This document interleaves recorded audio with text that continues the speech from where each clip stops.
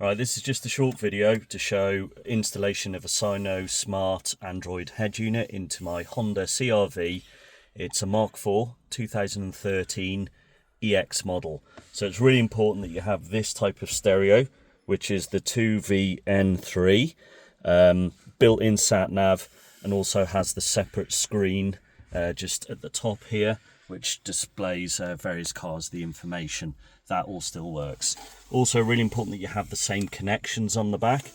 The tricky thing with this car is that it has a built-in amp, it has steering wheel controls, and it has a built-in factory reversing camera. So it's really hard to get a stereo that would supply the correct CAN bus and wiring harness to connect all that without having to splice any leads in.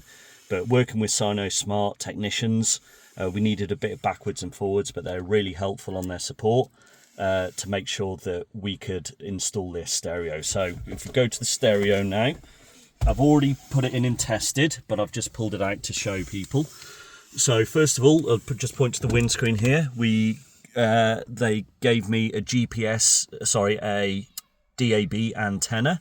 So I installed that. There's videos on YouTube on how to remove the trim and everything and put it in. That connects via this cable that comes out of the back of the stereo there on I think it's the small hex cables at the back here. One of them is for the GPS, for the DAB antenna that goes to here, that just connects to a USB. Now there's two USBs that come with it. One that connects to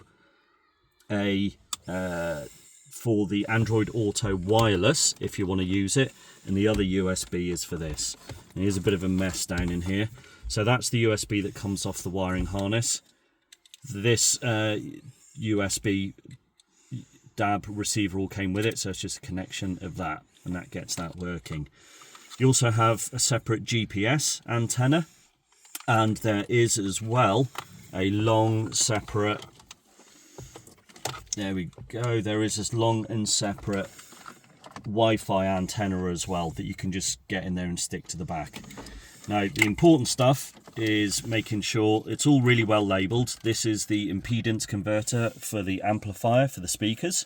So they are labelled. RR in just goes to RR, and RRL for rear left just connects there.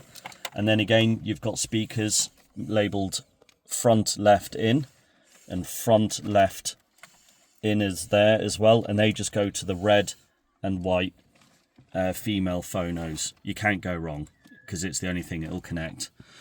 Next, you see right at the back, it's quite tricky to see there, but you've got various plugins. You've got that's for the hazard lights. This one here is for the power, and then you've got various things for reversing camera and different things. Reversing cameras is really important to point out. This again comes from the harness via the CAN bus, and it's just put CAN video in. Just make sure that's connected. You don't need any reversing trigger or anything. It's all done automatically through the wiring harness. Now start off with the antenna. So we've already got DAB. So that is just, again, it can't go in anywhere else. It can't go in that one.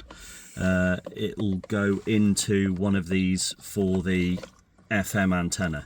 I'll find that a little bit later. Right, so this is the wiring harness in the car. Right mess, and pretty much all of these go in, and they can only go in one way. So that connects into there, pushes in, white to white connects. Then out of these few remaining, it's the steering wheel controls and the reversing camera. So you see here we've got a few connectors. It's just a matter of finding the ones that fit. So it is a bit tight there because of the wiring harness. That one goes in there. That one connects to there. And then I think we've got one left. That one to that one there.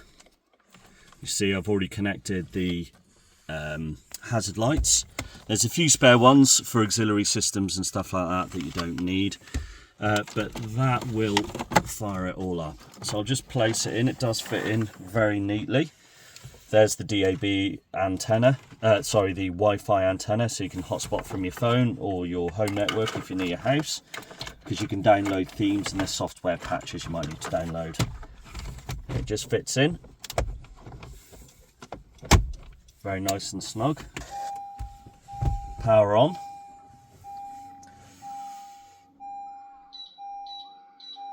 You see here it's coming up there, it's just starting to boot up. It shows that the car door there is open. Close that. It works on the passenger doors as well, so it fully hooks up to the car. Shows the rear one there open. This model has the auto power tailgate. So just open that, and again it shows the boots open. So really clever and really well integrated with the rest of the car.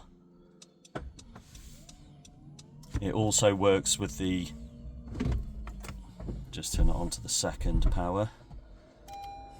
You can go on and in this fully customizable settings, general, you can do stuff like turn the air conditioning display on.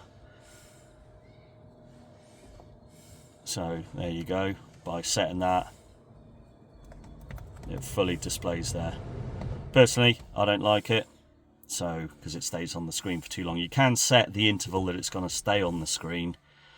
Personally, I don't like it, so I turn it off, but it just goes to show how integrated it is with the system.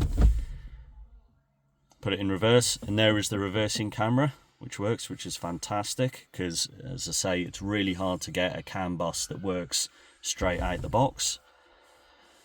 And if we go home, obviously you've got all the normal apps like Netflix. I'm not connected to my Wi-Fi, so it won't connect, but there's Netflix